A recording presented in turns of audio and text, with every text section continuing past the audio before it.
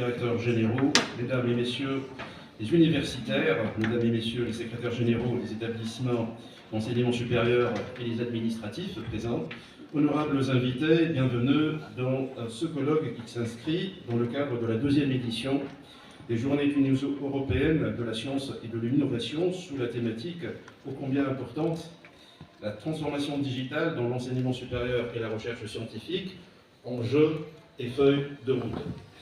La transformation digitale avec l'intelligence artificielle sont de plus en plus considérées comme étant la révolution du siècle, qui entraîne des bouleversements économiques, sociaux, culturels et politiques. Cette révolution impacte en premier lieu le capital humain à travers l'éducation, l'enseignement, la formation, parties prenantes, et qui s'aligne avec les orientations technologiques dans le domaine au niveau international.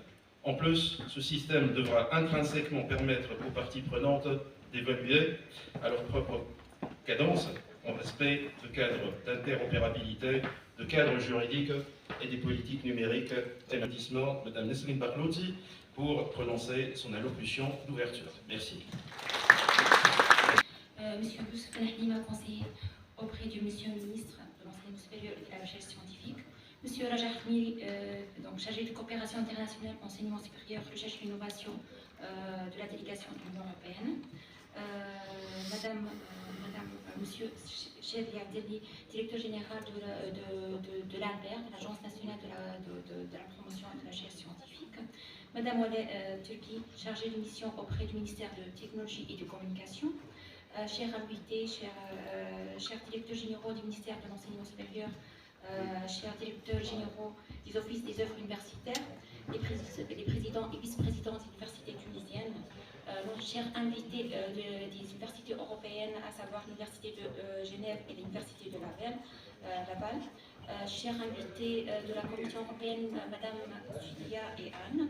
Bon, je ne sais pas alors, chers collègues des universités tunisiennes et du monde socio-économique, chers membres HIR, mesdames, messieurs, bonjour, soyez les bienvenus dans ce colloque Transformation digitale dans l'enseignement supérieur et de la recherche scientifique, enjeux et feuilles de route.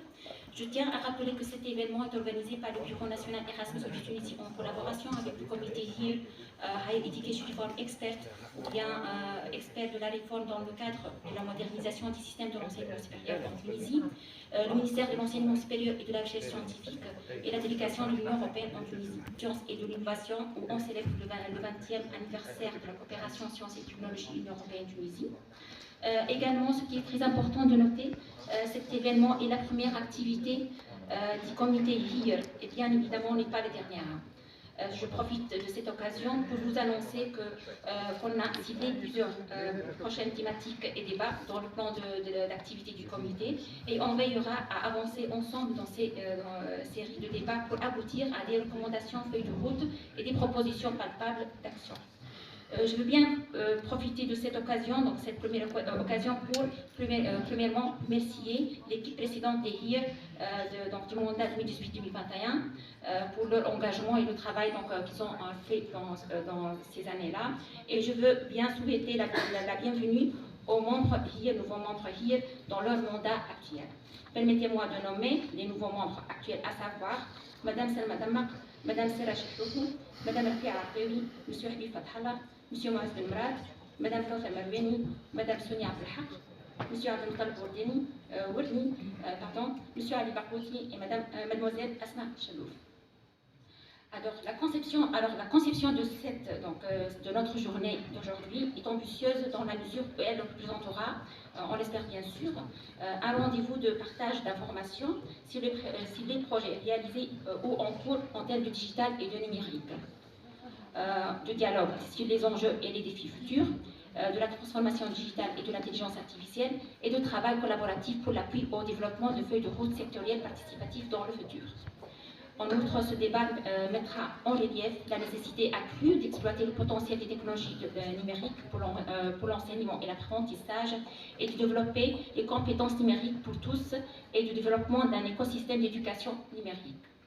Je veux bien rappeler que le plan d'action de l'Union européenne de la Commission européenne en matière d'éducation numérique 2021-2027 définit une vision commune et celle comment avoir une éducation numérique de qualité, inclusive et accessible.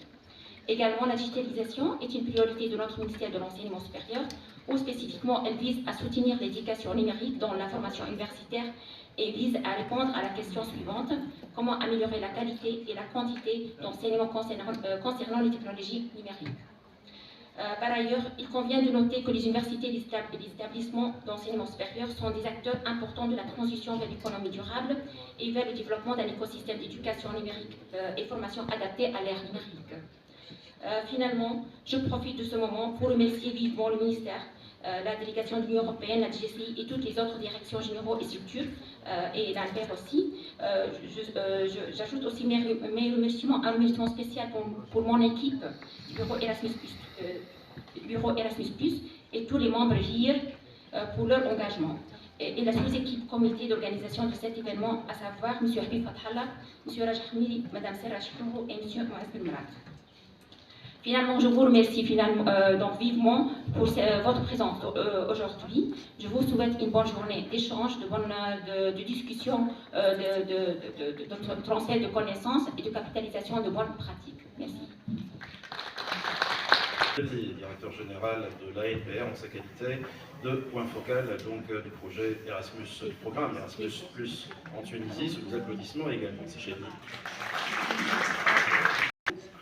Bonjour, chers collègues, chers amis, honorables invités, très content d'être dans cette session d'ouverture de colloque très pertinent, portant sur une thématique de grande priorité dans notre secteur, dans notre système de recherche et d'innovation. Je saisis l'occasion pour féliciter le Bureau national pour toutes ses activités pertinentes, son dynamisme, et je saisis l'occasion aussi pour saluer donc, cette coopération du niveau européenne qui porte sur des priorités dans notre système de recherche et d'innovation, et ayant un objectif principal, c'est comment faire de la recherche scientifique, l'innovation, un véritable levier pour le développement économique. Pleine réussite à ce colloque et félicitations à l'équipe qui a organisé cet événement. Merci. Merci Sicheli. À présent, j'invite Siraj Ahmiri, chargé de coopération internationale, enseignement supérieur, recherche et innovation auprès de la délégation de l'Union européenne en Tunisie. Sous vos applaudissements également. J'ai beaucoup sollicité aujourd'hui. Bonjour tout le monde. Moi que je me permets de ne pas nommer les noms, tellement ce sont des amis et des collègues, chers partenaires, que ce soit au niveau universitaire ou au niveau du monde socio-économique ou au niveau même du monde des étudiants. On a des étudiants parmi nous, des étudiantes parmi nous. Je dois tout d'abord remercier les personnes et l'équipe qui a travaillé sur cet événement.